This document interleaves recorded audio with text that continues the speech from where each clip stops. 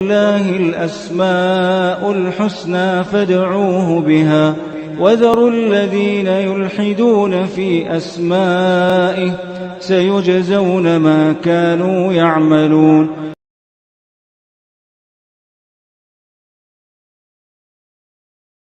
بسم الله الرحمن الرحيم.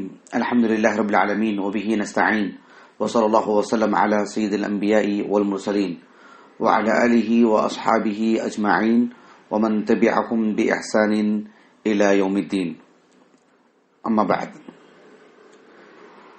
آج کی اس نشست میں اللہ سبحانہ و تعالیٰ کے اسماء حسنہ اور اس کی صفات علیہ میں سے الحکم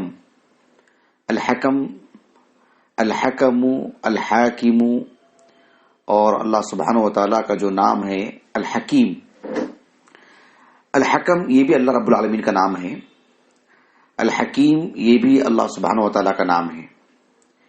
الحکمت یہ اللہ رب العالمین کی صفات ذاتیہ میں سے ہے.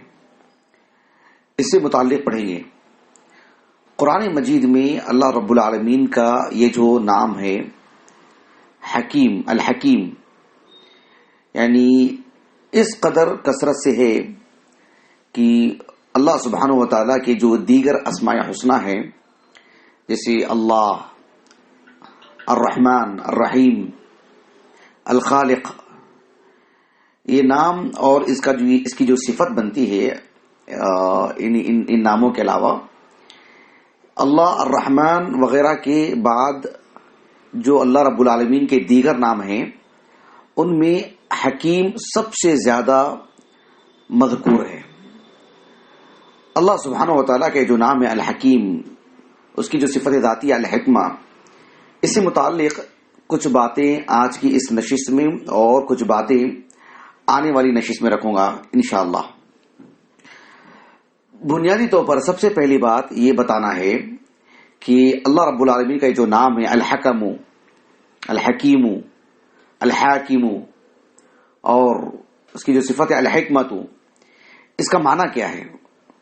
اور چونکہ جو رسول اللہ صلی اللہ علیہ وسلم کو دی گئی شریعت ہے یہ عربی زبان میں ہے، اللہ سبحانہ و تعالیٰ کے اسماء حسنہ، اس کی صفات علیہ بھی عربی زبان ہی میں، تو اس کا ہم پہلے یہ معنی جان لیتے ہیں کہ لغت میں اس کا معنی کیا ہے. عربی لغت میں، عربی زبان میں حکم یعنی الحا والکاف والمیم، حکم، الحکم، عربی زبان میں اس کا بنیادی معنی آتا ہے المنع. بنیادی طور پر اس کا معنی کیا آتا ہے؟ المنع. الحکم یعنی المنع، کسی چیز سے منع کرنا، کسی چیز سے روکنا. عربی زبان میں کہا جاتا ہے یہ جو جانور ہوتا ہی نہیں، اونٹنی، یہ جو اور گھوڑا وغیرہ، جسے جو ان کی جو نکیل ہوتی ہے اور جو انہیں لگام کسا جاتا ہے، اسے عربی زبان میں حکمت الدابہ کہا جاتا ہے. حکمت الدابہ کیوں؟ لأنها تمنعها، اس لیے کہ اسی کے ذریعے سے اس جانور کو روکا جاتا ہے، اس کو کہا جاتا ہے حکمت الدابہ. عربی زبان میں جب کہتے ہیں حکمت السفیہ، السفیہ نادان انسان کو بولتے ہیں، حکمت السفیہ یا احکمت السفیہ، اس کا مطلب یہ ہوتا ہے ای اخذت علی یدی، یعنی ہم نے اس پر قابو پایا، اس کو نادانی کرنے سے روکا. بات واضح ہے آپ کو؟ ایک سیدھا سادہ لفظ ہے عربی زبان کا الحکمت، ہم اردو میں بھی استعمال کرتے ہیں حکمت. تو عربی زبان میں الحکمت کہنے کی جو بنیادی وجہ ہے، اس کی بنیادی وجہ کیا ہے؟ الحکمت لأنها تمنع من الجہل، اس لیے کہ یہ انسان کو نادانی اور جہالت سے روکتی ہے، وہ صفت، اسی لیے اسے تو الحکمہ کہا گیا. میں بنیادی معنی بتا رہا ہوں آپ کو. تو اس طرح سے عربی زبان میں الحکمت یا الحکم بنیادی طور پر اس کا معنی آتا ہے المنع من الظلم. المنع من الظلم، ظلم سے روکنا، یعنی المنع من الظلم والشر والفساد ونشر الخیر والعدل، یعنی کسی ظلم کو، فساد کو روکنا اور جو خیر اور جو عدل کا جو راستہ ہے اس کو عام کرنا. بنیادی طور پر الحکم کا اندر معنی ہی آتا ہے. اللہ سبحانہ و تعالی الحکم ہے، الحاکم ہے، الحکیم ہے. اس سے آپ اندازہ لگا لیں. اسی طرح ہم کہتے ہیں نا کہ حکم، فلاں کسی کو حکم دیا، کیا مطلب ہے؟ یعنی اس چیز سے روکا یا جو ہے اس سے روک کر کے کسی چیز کا حکم دیا. بعد میں پھر ایک دیگر معنی میں استعمال ہوا ہے. بنیادی طور پر اس کا میں معنی آپ کو بتا رہا ہوں. قرآن مجید میں اللہ رب العالمین کا یہ جو نام ہے یا اس کی جو صفت ہے بکثرت استعمال ہوئی ہے. اور اس نام کا تقاضا کیا ہے اور اس نام کو اللہ تعالیٰ نے کب اور کس مقام پر بیان فرمایا ہے، یہ باریکی میں آنے والے درس میں آپ کو بتاؤں گا انشاءاللہ. بطور دلائل کی اگر ہم بات کرتے ہیں تو اللہ رب العالمین نے مثلا سورۃ ہود میں نوح علیہ السلام کا جو قصہ ہے اس کے اختتام میں اللہ رب العالمین نے نوح علیہ السلام کی زبانی ارشاد فرمایا وَإِنَّ وَعْدَكَ الْحَقِّ وَأَنْتَ أَحْكَمُ الْحَاكِمِينَ، کہ اے اللہ تیرا جو وعدہ ہے سچ ہے اور تو فیصلہ کرنے والوں میں بہترین فیصلہ کرنے والا ہے. وَأَنْتَ أَحْكَمُ الْحَاكِمِينَ، یعنی اہل ایمان کے بارے میں کیا معاملہ ہونا چاہیے، کفار کے بارے میں کیا معاملہ ہونا چاہیے، بھلے ہی ان کے پاس ظاہر میں طاقت ہو، حکومت ہو، سرداری ہو، ریاست ہو، جم غفیر ہو، کثرت ہو، طاقت ہو، ان کے اپنے ارادے کی بات ہو، لیکن وَإِنَّ وَعْدَكَ الْحَقِّ، جو تو نے وعدہ کیا ہے نا اہل ایمان کے ساتھ کہ ایمان پر قائم رہو گے تو اللہ سبحانہ و تعالیٰ انہیں نجات دے گا، انہیں عزت دے گا، ان کو سرخری دے گا. ان کی آل اولاد کو نہیں، جن سے وعدہ کیا جا رہا انہی کو کہا کہ وَإِنَّ وَعْدَكَ الْحَقِّ وَأَنْتَ أَحْكَمُ الْحَاكِمِينَ. جب طوفان برپا ہوا اور کفار مارے گئے، غرق ہو گئے، اہل ایمان کو اللہ نے نجات دی اور کشتی میں سوار ہو کر کے ایک جگہ پر پہنچے اور کشتی سے اترے، تب یہ دعا کیا آپ نے، تب یہ کہا آپ نے وَإِنَّ وَعْدَكَ الْحَقِّ وَأَنْتَ أَحْكَمُ الْحَاكِمِينَ. اس نام کا تقاضا کیا ہے اور اس نام کا ہماری زندگی میں اثر کیسے ہونا چاہیے، وہ بہت تفصیل ہے اور بہت گہری باتیں ہیں. نہایت اختصار سے میں آنے والی نشست میں وہ باتیں آپ کے سامنے رکھوں گا انشاءاللہ. آج تو بس دلائل دے رہا ہوں میں آپ کو. اللہ رب العالمین نے سورۃ الممتحنہ میں جو خواتین مکہ میں رہ کر کے اسلام قبول کی اور اسلام قبول کرنے کی وجہ سے ان کے گھروں میں ان کے لیے تنگی اور ظلم ہو رہا تھا، ان کے لیے تنگی تھی، اور انہوں نے ان کے شوہر جو اسلام ابھی قبول نہیں کیے تھے ان کی طرف سے ہونے والی جو آزمائشیں تھی ان سب کو ترک کر کے وہ مدینے کو آ گئی تھی. اللہ نے اس سلسلے میں ایک طویل آیت نازل فرمائی جو ہمارے موضوع سے خارج ہے. اس آیت کریمہ میں کئی باتیں ارشاد فرمائی، کئی احکام فرامین، لیکن آیت کا اختتام اللہ نے فرمایا ذالکم حکم اللہ، ذالکم حکم اللہ یحکم بینکم واللہ علیم حکیم. یہ اللہ کا حکم ہے جو تمہارے درمیان فیصلے فرماتے ہیں، تمہارے درمیان اپنا حکم جاری کرتے ہیں کہ کیا معاملہ کیسے انجام دینا چاہیے، کون سا معاملہ کیسے انجام دیا جائے، کس کے ساتھ کیا معاملہ ہونا چاہیے. یہ بڑی عجیب بات ہے. سبحان اللہ. قرآن مجید میں اللہ رب العالمین ایسا نہیں ہے کہ ایک ادارے کا ایک ذمہ دار کوئی بات کہہ دے رہا ہے، ایک ملک کا ایک آدمی بات کہہ دے. رب العالمین نے جس میں آسمان اور زمین کو پیدا کیا، اس نے مجھے اور آپ کو پیدا کیا اور پیدا کرنے کے بعد ہماری پل پل کی ضرورتیں پوری فرما رہے ہیں. رب العالمین کا یہ فرمان ہے کہ ذالکم حکم اللہ. یہ معمولی بات نہیں ہے، یعنی گویا کہ یہ واجبات میں سے اس کو ماننا پڑے گا، اس کو لینا پڑے گا، قبول کرنا پڑے گا. ذالکم حکم اللہ یحکم بینکم واللہ علیم حکیم. وہ جو سورۃ المائدہ ہے اس میں بھی احکام مسائل بہت ہیں. سورۃ المائدہ کی جو پہلی آیت کریمہ ہے اللہ رب العالمین نے فرمایا یا ایھا الذین آمنوا اوفوا بالعقود احلت لکم بہیمۃ الانعام الا ما یتلی علیکم غیر محل الصید وانتم حرم وان اللہ یحکم ما یرید.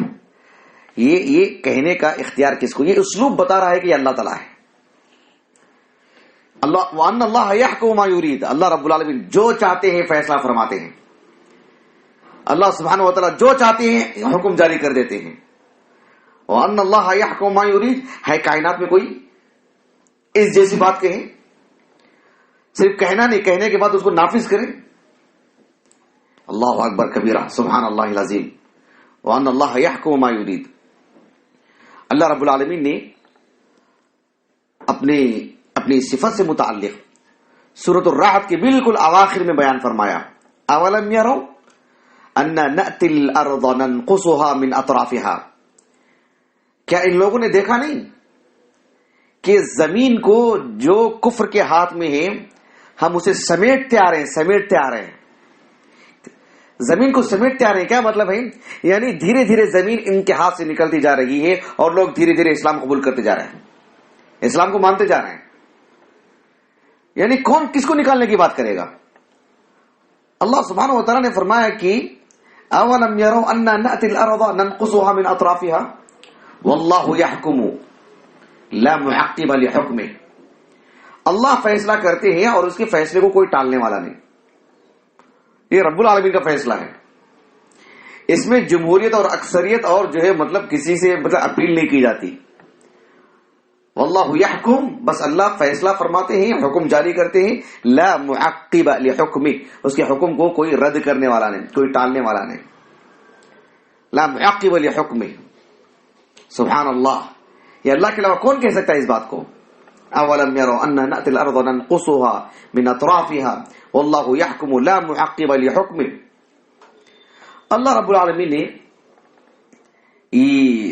اسی لیے اپنی تعریف فرمائی سورۃ القصص میں. اللہ تعالیٰ نے کہا وَهُوَ اللَّهُ لَا إِلَهَ إِلَّا هُوَ لَهُ الْحَمْدُ فِي الْأُولَى وَالْآخِرَةِ وَلَهُ الْحُكْمُ وَإِلَيْهِ تُرْجَعُونَ.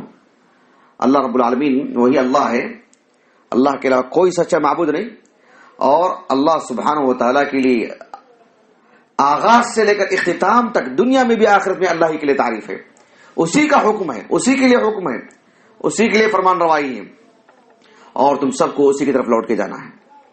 اور آخر آیت میں اللہ رب العالمین نے کہا سورۃ القصص کی کل شیء ہالک الا وجہ لہ الحکم والیہ ترجعون. سب ہلاک ہونے والے ہیں سوائے رب العالمین کے. لہ الحکم، اللہ اکبر. یعنی اس کے سامنے چلتی کس کی ہے؟ یعنی ایک کم از کم ایک مسلمان ہونے کے اعتبار سے ایک بندے کے قانون اور ایک بندے کا جو حکم نامہ آتا ہے، جو ہماری اوسان خطا کر دیتا ہے، جو ہماری نیند حرام کر دیتا ہے، کہ اللہ کے حکم پر ہمارا یقین نہیں ہے، کہ اللہ کے فیصلوں پر ہمارا ایمان نہیں ہے. وَإِنَّ وَعْدَكَ الْحَقُّ وَأَنْتَ أَحْكَمُ الْحَاكِمِينَ. اتنا یقین ہونا چاہیے. ظلم کے خلاف کارروائی کرنا، اقدام کرنا، اس کو روکنے کے لیے بہتر کوشش کرنا، یہ اپنی جگہ پر، لیکن اس سے بڑھ کر کے اللہ کے وعدوں پر یقین، یہ بہت بڑی اہم چیز. اس طرح کی آیتیں قرآن مجید میں بکثرت ہیں. میں آنے والے درس میں آپ کو بتاؤں گا انشاءاللہ. حدیث میں بھی اللہ رب العالمین کا یہ جو نام الحکم الحکیم موجود ہے. میں 2 حدیثیں سناتا ہوں میں آج کے اس درس میں، بس باقی تفصیلی گفتگو آنے والے درس میں انشاءاللہ. ایک حدیث مبارکہ ہے جسے امام ابو داود السجستانی رحمہ اللہ اپنی السنن کی کتاب الادب میں، اور امام نسائی رحمہ اللہ آداب القضات اپنے السنن کی اپنی سنن نسائی میں. یہ حدیث سند صحیح ہے، شیخ البانی نے صحیح کہا ہے رحمہ اللہ. ایک صاحب ہیں جن کا نام ہے شریح، نام یاد رکھیے گا، بہت دلچسپ قصہ ہے. ایک صاحب ہیں جن کا نام ہے شریح ابن ہانی ابن یزید ابن نحیک. شریح ابن ہانی یہ تابعی ہیں، بلکہ کبار تابعین میں سے ہیں. 78 ہجری 70 پر 8 ہجری میں سجستان جو افغانستان میں آتا ہے وہاں تک پہنچے تھے وہ فتوحات کے طور پر، بطور فاتح کے وہاں جا کر کے انتقال ہوا ان کا. کبار تابعین میں سے یہ تابعی ہیں، کبار تابعین میں سے ہیں. ان کے جو والد ہیں ہانی ابن یزید ابن نحیک الحارثی المدحجی، یہ صحابی ہیں. رسول اللہ صلی اللہ علیہ وسلم کی زندگی کے آخری دنوں میں یعنی فتح مکہ کے بعد یہ اپنے علاقے کے ایک وفد کے ساتھ رسول اللہ صلی اللہ علیہ وسلم کی خدمت میں حاضر ہوئے. یہ جو صحابی ہیں ہانی ابن یزید، ان کی کنیت تھی ابو الحکم. ان کی کنیت کیا تھی؟ ابو الحکم. سنن ابی داؤد اور سنن نسائی میں ان کی روایات ہیں کتب ستہ میں سے، اور امام بخاری رحمہ اللہ کی الادب المفرد میں ان کی روایت ملتی ہے. یہ آئے تھے اللہ کے رسول کے پاس صلی اللہ علیہ وسلم، اور اللہ کے رسول نے دیکھا کہ ان کے ساتھ جو لوگ آئے ہیں انہیں بلاتے تھے کیا کہہ کر کے؟ یا ابو الحکم، ابو الحکم کر کے بلاتے تھے ان کو. اللہ کے رسول ان کو بلائے صلی اللہ علیہ وسلم اور بلا کر کے کہا کہ ان اللہ هو الحکم. الحکم تو اللہ سبحانہ و تعالی ہے، الحکم تو اللہ رب العالمین ہے. وَإِلَيْهِ الْحُكْمُ، اور سب معاملات کے فیصلے بھی اللہ ہی کی طرف لوٹتے ہیں، اللہ ہی فیصلے کرتے ہیں. آپ علیہ الصلوۃ والسلام نے فرمایا کہ وَكَيْفَ تُكْنَى ابو الحکم، آپ جو ہے کس طرح سے ابو الحکم کی کنیت آپ کے لیے رکھی گئی ہے، کیسے لوگ آپ کو ابو الحکم کر کے بلاتے ہیں؟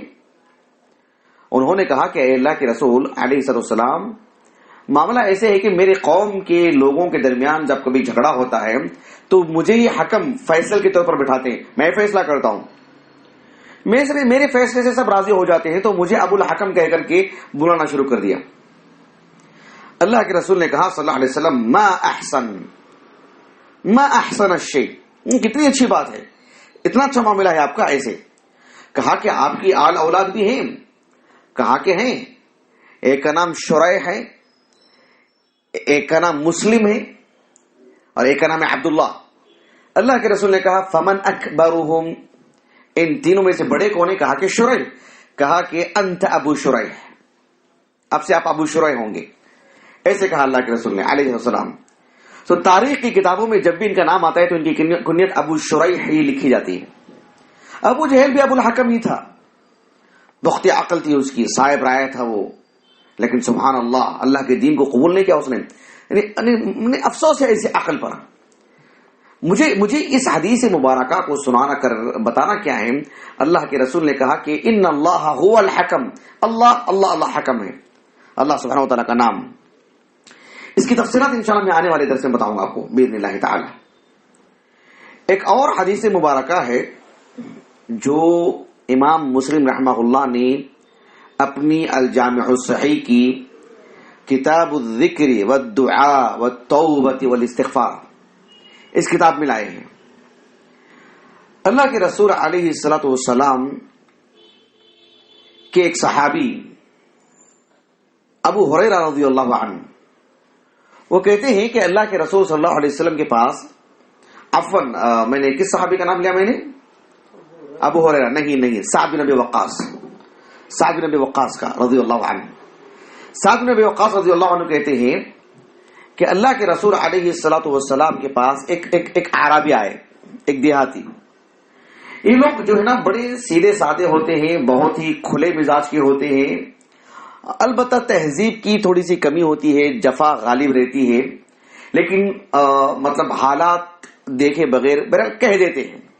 ان میں بڑے عقل مند بھی ہوتے ہیں، بہت ہی مہذب بھی ہوتے ہیں، لیکن بڑے جری ہوتے ہیں عام طور پر. ایک تفصیلی موضوع ہے یہ. میں نے ایک درس دیا تھا کہ دیہات میں دعوت و تبلیغ کا طریقہ کار، اس میں بڑی تفصیل سے میں نے بتایا تھا. تو جو عرب ایک دیہاتی نا، گاؤں کے ایک آدمی، وہ اللہ کے رسول کے پاس آئے اور آ کر کے کہا کہ اے اللہ کے رسول علمنی کلاما اقولہ، مجھے کچھ ایسا کلام سکھاؤ کہ جسے میں بارہا کہوں، اس کا ورد کرتا رہوں، اسے پڑھتا رہوں. بہت دلچسپ ہے. اللہ کے رسول نے کہا علیہ الصلوۃ والسلام کہ قل لا الہ الا اللہ وحدہ لا شریک لہ،